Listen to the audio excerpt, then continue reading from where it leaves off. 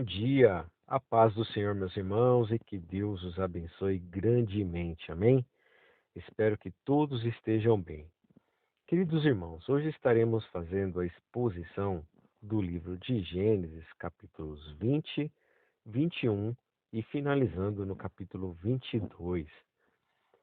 No versículo 1 do capítulo 20, aqui vimos que a meia-verdade dita por Abraão a respeito de Sara, na cidade de Gerar, seria mais tarde, irmãos, repetida por seu filho Isaque, um pouco mais para frente, no capítulo 26 de Gênesis, o que demonstra, nesse caso, que o filho fez a mesma coisa que o pai. A história aqui contada, irmãos, se dá como uma repetição dos erros cometidos por Abraão no Egito. Sara era meia-irmã de Abraão. Abimeleque tomou a Sara por causa desta atitude. Sara foi posta no harém do rei, mas não se deitou com ele, talvez devido à idade avançada da esposa de Abraão. No versículo 3, Abimeleque era, presumivelmente, um rei pagão. Apesar disso, Deus o avisou do grande erro que ele estava para cometer. Ela estava casada com o marido. O texto em hebraico se refere a Sara e Abraão em um nível de igualdade e dignidade. Os dois são descritos como nobres, literalmente uma nobre esposa de um homem nobre. Esse episódio, irmãos, é outro exemplo do cuidado do Senhor para com o seu povo. Versos 4 e 5. Senhor, matarás também uma nação justa? Aqui, irmãos, Abimeleque não devia ter tocado em Sara e, com certeza, também não queria pagar por um pecado que não cometera. Ele usou o argumento de que suas ações até o momento eram inocentes e de que se basearam no que lhe disseram Abraão e Sara. Verso 6.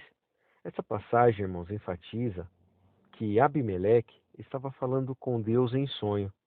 A resposta do Senhor ao rei era mais uma manifestação da sua graça. Deus também revelou que não havia permitido que Abimeleque tocasse em Sara. Nos versos 7, irmãos, este é o primeiro uso da palavra profeta na Bíblia.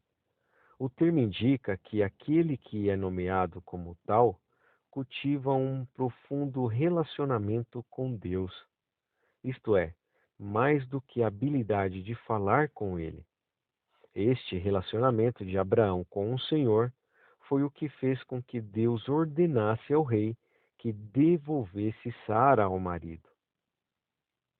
No versículo 8 ao 10 do capítulo 20, a gravidade, irmãos, da situação deve ter tocado o rei de forma tão profunda que seu medo rapidamente se disseminou por sua família e seus servos. Abimeleque chamou Abraão para fazer uma pergunta: que nos fizeste? Abraão, irmãos, deu ao rei duas razões para suas atitudes. A primeira, irmãos, era baseada na suposição de que ele, Abraão, estava em um território hostil, isto é, ninguém naquele lugar era temente a Deus. Portanto, não haveria equidade diante do povo. Um rei poderia fazer o que quisesse e, desta forma, tomar Sara e usá-la para subjugar o marido e obter suas propriedades. A segunda justificativa recaía sobre o fato de que Sara era realmente sua irmã. Os casamentos na família de Terá aconteciam dentro do próprio clã. Em uma sociedade patriarcal, as uniões de parentes próximos eram consideradas um meio de preservação da linhagem. Além disso, Abraão e Sara concordaram, de forma clara, que ela usaria, em qualquer lugar que fossem, o argumento de ser sua irmã. Mais tarde, a lei proibiria o casamento entre duas pessoas com vínculos familiares tão próximos. No versículo 14 a 16 do capítulo 20, Abimeleque, irmãos, efetuou um notável pagamento em moedas de prata a Abraão, a fim de compensar a ofensa feita a Sara. As palavras teu irmão tiveram uma conotação sarcástica. O hebraico, irmãos, traduzido como advertida, pode assumir o significado de inocentada neste caso. O verbo inocentar também é usado em uma terminologia legal para dar fim a um processo criminal.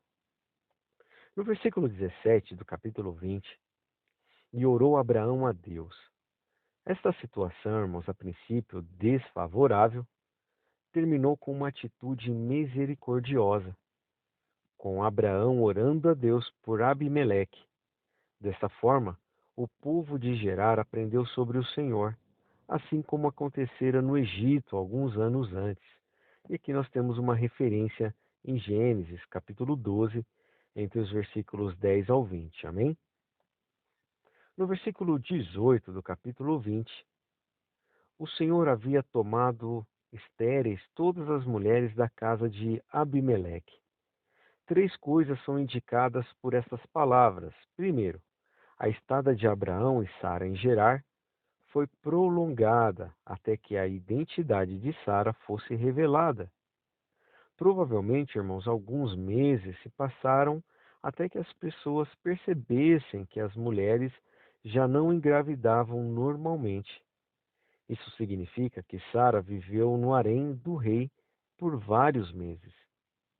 Segundo, o Senhor atingiu os filisteus de uma maneira que estes dificilmente resistiriam, pois o anseio pela procriação era implacável no mundo antigo, como várias passagens nos mostram de uma forma enfática. Terceiro, irmãos, é que Deus, por sua graça, protegeu Sara e Abraão. Capítulo 21, a partir do versículo 1. O Senhor visitou a Sara. A Bíblia, irmãos, enfatiza que o Senhor permitiu a concepção, pois os filhos são um presente dele. Neste caso, o verbo visitar foi uma excelente escolha, porque significa que o Senhor esteve pessoalmente com o seu povo. Ele fez a Sara como tinha falado. Esses dois termos expressam exatamente o momento do cumprimento da promessa feita a Abraão, lá no capítulo 17, versículo 21, e Sara, no capítulo 18, versículo 14. No versículo 2 do capítulo 21, aparentemente, irmãos, Sara concebeu durante o período em que ela e Abraão estavam morando em Gerar. Observe o contraste. Deus tornou inférteis as mulheres da família de Abimeleque e agora tornou Sara fértil. Sara deu um filho a Abraão na sua velhice. Este é o grande acontecimento que a Bíblia celebra em outras passagens também. Versículo 3. Isaac significa ele ri. Outrora, irmãos, Abraão riu diante da impossibilidade de ter um filho em sua idade, como vimos lá em Gênesis, capítulo 17, versículo 17. Sara riu pelo mesmo motivo, Gênesis 18, versículo 12. Agora, com o nascimento da criança, o riso é motivo pela felicidade. Sara tem um bom motivo para rir. No versículo 4, irmãos, e Abraão circuncidou seu filho Isaque. O padrão de obediência de Abraão em relação ao Senhor continuava inalterado. O sinal da aliança no filho gerado pela promessa era muito importante. Versículo 5, da idade de 100 anos. E aqui, irmãos, eu peço que os irmãos comparem com Gênesis capítulo 12, versículo 4 e capítulo 16, versículo 16. O curioso, irmãos, é que Abraão estava com a idade que ele julgou impossível para um homem ter um filho. E disse a Sara: Deus me tem feito riso, e todo aquele que o ouvir se rirá comigo. Dentre os significados dos vários nomes na Bíblia, poucos são tão maravilhosos quanto o de Isaque. As palavras de Sara indicam que o riso dela e de outras pessoas estariam relacionadas ao nascimento desse filho prometido.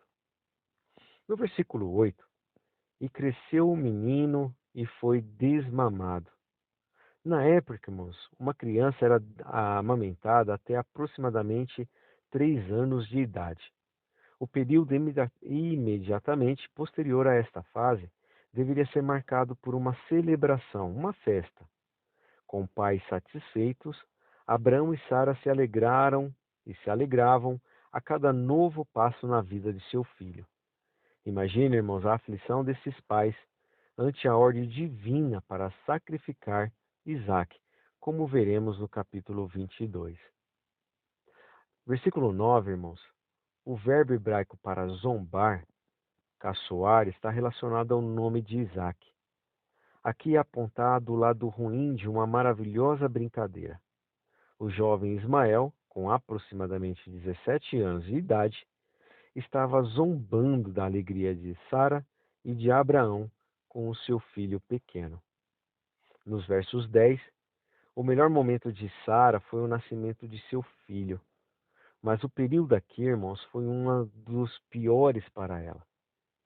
Era compreensível que a matriarca achasse o escárnio de Ismael nocivo, da mesma forma que o comportamento de Agar no passado.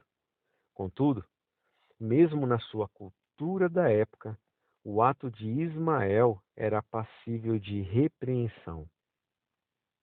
Se ele fosse uma pessoa comum, poderia ser banido do meio do povo. Mas, quando uma serva dava luz a um filho do marido de uma senhora, a criada e seu filho não poderiam ser encorraçados, mesmo que o homem tivesse outros filhos de seu casamento. Isso explica, irmãos, em parte, a relutância de Abraão em fazer o que Sara exigiu. Além disso, ele também amava seu filho Ismael. No versículo 11 e 12, porém Deus disse a Abraão: em tudo o que Sara te diz, ouve a sua voz. Esta, irmãos, é a sexta vez que Abraão recebe uma ordem direta do Senhor, desde que chegar à terra de Canaã. Abraão precisava dar ouvidos a Deus, mandando Agar e seu filho embora de sua casa. A aliança divina se concretizaria por meio de Isaque. A Ismael estava destinado outra promessa, e aqui nós podemos comparar com Gênesis, capítulo 16, versículo 10 ao 12. Mas nada, irmãos, do que Deus havia prometido no que se refere ao filho de Agar tomaria o lugar de sua promessa a Isaque. Versículos 13 e 14. Este momento, irmãos, deve ter sido extremamente difícil para Abraão. Ele não tinha a mínima ideia de que, numa outra manhã, sua vida seria ainda pior. Pão e um odre de água eram provisões escassas. Foi isso que Abraão deu a Agar e a Ismael antes de despedi-los. Anos antes, Agar já passara pela mesma situação, quando ainda estava grávida de Ismael, como vimos lá em Gênesis, capítulo 16, nos versículos 6. Eles foram para o deserto, irmãos, de Berseba. Neste período, o local servia ao pastoreio de ovelhas e cabras. Tempos depois, uma cidade seria construída ali. Isaac redescobriria a água nessa região. Não demorou muito tempo, irmãos, para acabarem as provisões dadas aos dois refugiados. E aí vimos no versículo 17 que, apesar de ter revelado um espírito maldoso em relação a Sara algumas vezes, Agar amava seu filho. O pensamento de que o perderia para o calor do deserto era insuportável para ela. Deus, então, irmãos, no versículo 18, não renovou a sua promessa a Agar e Ismael. Este se tornaria uma grande nação. Versículo 19. Agar estava tão tomada pela tristeza que era incapaz de ver a provisão de água bem à sua frente. Então, Deus lhe abriu os olhos. De maneira apropriada, a promessa do Senhor se renovou diante de um poço. Nas passagens do Antigo Testamento, uma fonte ou um manancial simbolizavam salvação e livramento. A promessa de Deus foi realizada na vida de Ismael. Ele se tornou um flecheiro, isto é, ele aprendeu a caçar. Versículo 21, irmãos. Agar fez questão de que Ismael se casasse com uma egípcia, uma mulher descendente do povo dela. Assim como, posteriormente, o servo de Abraão procurou uma esposa para Isaque, dentre os parentes deste. Versículo 22. Ao que tudo indica, Abraão e Sara continuavam morando na região de Gerar. Ficol era o comandante do exército de Abimeleque, que significa filho de Meleque, ou meu pai é rei. Talvez este seja um nome, irmãos, hereditário, ou um título, como Faraó. Assim, futuramente Isaac também tem um encontro com Abimeleque. As palavras de Deus é contigo, ditas por Abimeleque e Ficol, explicam o desejo destes de estabelecer um pacto com Abraão. Versículo 23. Jura-me aqui por Deus. Esse tipo de juramento, irmãos, era uma obrigação que unia duas partes. Deus seria a testemunha do ato e agiria contra quem tentasse quebrar o acordo. O termo beneficência, por vezes, foi traduzido como amor leal. É de extrema relevância, sendo muito usado nos Salmos para se referir ao caráter de Deus. Neste versículo, podemos observar seu contexto próprio no estabelecimento de uma aliança. O vocábulo caracteriza um pacto de lealdade. Versículo 25 e 26 revela-se aqui, irmãos, a existência de uma disputa entre Abimeleque e Abraão por causa de um poço. Para aqueles que criavam ovelhas e cabras, os poços e fontes de água eram motivo de uma enorme competição. Abimeleque prontamente tomou a questão para si, com o intuito de resolvê-la. Versículo 27 do capítulo 21. Este é o primeiro uso, irmãos, da palavra concerto, ou seja, aliança, para definir um acordo entre duas partes, similar a um contrato de negócios nos dias atuais. Em Gênesis, capítulo 26, versículo 28, há um pacto deste tipo entre Abimeleque e Isaque. E em Gênesis, capítulo 31, há um acordo entre Jacó e Labão. Versículo 28 a 31. Abraão, irmãos, tornou a ocasião mais memorável ao separar 7 cordeiras de seu rebanho para Abimeleque. A pronúncia do número 7 em hebraico é parecida com a pronúncia do verbo jurar. Assim, Berseba se tornaria o poço do juramento ou poço dos 7. Na próxima geração, o rito se repetiria com um sentido similar, sendo dado ao local. Versículo 32 e 33. O bosque ou a tamargueira, na verdade, marcaria por muito tempo, irmãos, o local deste importante tratado.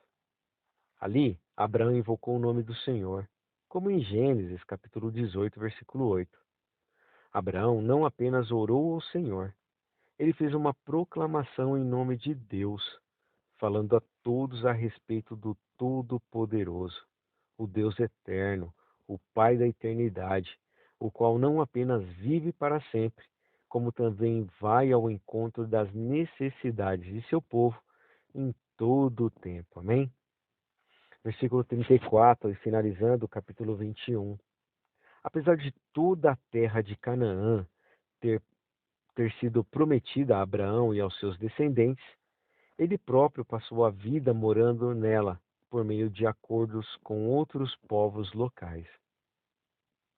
Capítulo 22, amados irmãos, a partir do versículo 1. Sem sombra de dúvida, Esta narrativa é uma das mais memoráveis e chocantes em toda a Bíblia. Além disso, irmãos, é um dos melhores textos que versam sobre a lealdade do Senhor, a sua aliança ao seu servo Abraão. Essa história também revela a notável fé de Abraão, Sara e Isaque, e aponta para o futuro sacrifício do Filho de Deus, Jesus Cristo. Amém? No versículo 2, o único filho.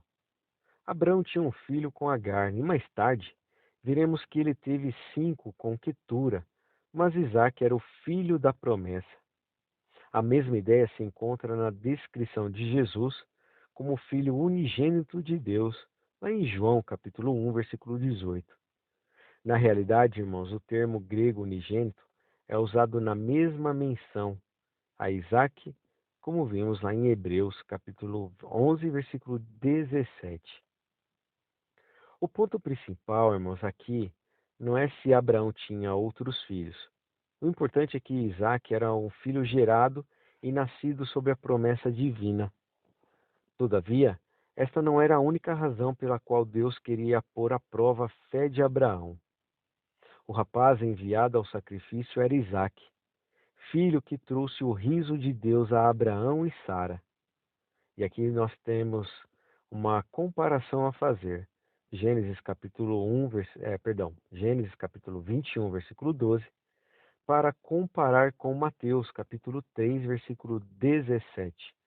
Eu incentivo os irmãos a fazerem a comparação e ler as referências para um melhor entendimento do texto. Amém? O nome Moriá significa escolhido por Javé.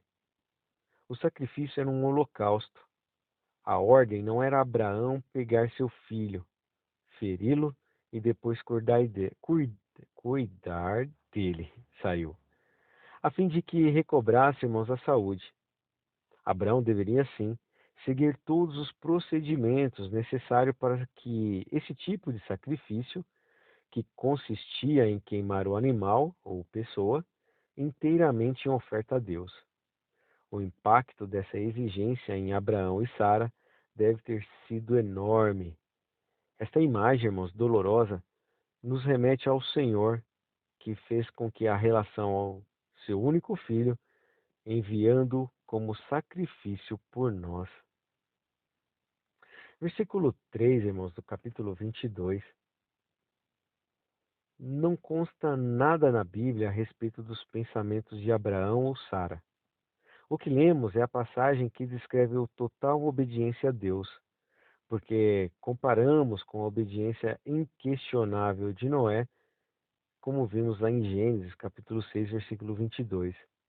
As tarefas difíceis e penosas geralmente eram executadas de manhã, por causa do imenso calor do meio-dia nessa região. No versículo 5, se os servos de Abraão tivessem acompanhado até o local do sacrifício, talvez tentariam, de alguma forma, impedir essa penosa tarefa. Abraão lhes ordenou que ficassem com o jumento, enquanto ele e Isaque subiriam para adorar ao Senhor. Abraão prometeu: tornaremos a vós. No texto em hebraico, mas essas palavras são mais impressionantes do que na tradução. Os verbos usados iremos, adoremos e retornaremos mostram grande determinação por parte daquele que fala. É como se dissessem: estamos decididos a ir, determinados a adorar e com certeza voltaremos. Há 3 possibilidades, irmãos, para explicar essas palavras de Abraão. Primeiro, ele estava mentindo para os servos a fim de ganhar tempo, ou ele estava desiludido, que não raciocinava mais quando falava. Terceiro, ele realmente acreditava que voltaria com o seu filho. De acordo com Hebreus capítulo 11, versículos 17 a 19, essa teoria é a mais correta. Abraão ouvira muitas vezes a promessa de Deus de formar uma nação a partir de Isaque. Ele ainda acreditava nessa promessa. O patriarca pode ter concluído que, mesmo que tivesse de sacrificar seu filho, Deus ressuscitaria, Somente dessa maneira pode seguir em frente com difícil tarefa que lhe é designada. Versículo 7 do capítulo 22. Meu pai, onde está o cordeiro para o holocausto? Isaac ainda não sabia o que Abraão pretendia fazer. Deus, irmãos, proverá a si o cordeiro para o holocausto. A coleção das palavras nesta ordem tem um sentido mais enfático do que mesmo a de prover. Já a expressão caminharam ambos juntos aparece novamente no versículo 19. Nos versículos 9 e 10, o lugar que Deus escolheu, Moriá, é bastante significativo, pois edificar um altar, Abraão amarrou a Isaque sobre o local. Os estudiosos judeus chamavam isto de armação ou amarração de Isaque. Neste momento, Isaac já sabia que ele seria a oferta entregue pelo sacrifício. E certamente o jovem poderia ter fugido de seu pai, que era bem velho. Mas assim, como Salvador, num dia ainda mais obscuro, Isaac concordou em fazer a vontade de seu pai. No versículo 11 e 12, o anjo do Senhor, esta é uma das formas como se Deus se apresenta. No último momento, Deus bradou dos céus a Abraão. Ele o chamou pelo nome 2 vezes e disse: Não estendas a tua mão sobre o moço, e não lhes faça nada, porquanto agora sei que temes a Deus e não me negaste teu filho, o único. Abraão, irmãos, estava a ponto a sacrificar o seu filho quando Deus liberou essas palavras e o impediu. Deus já sabia como este acontecimento terminaria. Contudo, irmãos, ao usar estas palavras, o Senhor mostrou que estava ao lado de seu servo Abraão, passado por cada momento com ele e aplaudindo a sua confiança nele. O uso da expressão temes a Deus significa que Abraão tinha fé em Deus e respeito por ele. Esta é a ideia principal sobre o temor no Senhor. Versículo 13 do capítulo 22. Com toda a atenção voltada para a sua difícil tarefa, Abraão não percebeu de imediato um carneiro atrás dele preso pelos chifres. De uma maneira sobrenatural, suas palavras sobre a provisão divina para o holocausto se tornaram realidade. Esta, irmãos, é mais uma, das passagens que descrevem a aliança abraâmica com promessa de Deus de suscitar uma nação a partir de Isaac. Algumas vezes o termo semente se refere a um grande número de descendentes, outras apenas um. Nesse versículo encontramos um sublime jogo de palavras. A semente de Isaac era, por conseguinte, a nação de Israel, mas a semente também era Jesus Cristo. Amém? Versículo 19. Como Abraão havia falado aos seus servos, ele tornou com Isaac, e todos foram juntos para Berseba. Finalizando o capítulo 22 e a leitura do dia de hoje. A família de Naor foi citada pela primeira vez em Gênesis, capítulo 11, versículo 29. É tocante observar, irmãos, que havia correspondência entre as duas famílias. Mas essa menção também leva a Rebeca, que figurará de modo significativo na história a seguir. Esta pequena citação, ainda aliada às outras que fazem parte da narrativa sobre as famílias, ajuda-nos a compreender as descendências e a Bíblia como um todo. Amém? E com isso, amados irmãos, nós finalizamos a leitura e exposição do livro de Gênesis, dos capítulos 20, 21 e 22. Amém? Que os amados irmãos tenham uma excelente leitura, uma excelente meditação das Sagradas Escrituras, por intermédio deste livro maravilhoso e abençoado que é o livro de Gênesis. Fiquem com Deus, um forte abraço e até amanhã, onde daremos continuidade na exposição de acordo com o cronograma de leitura. Fiquem na paz do Senhor.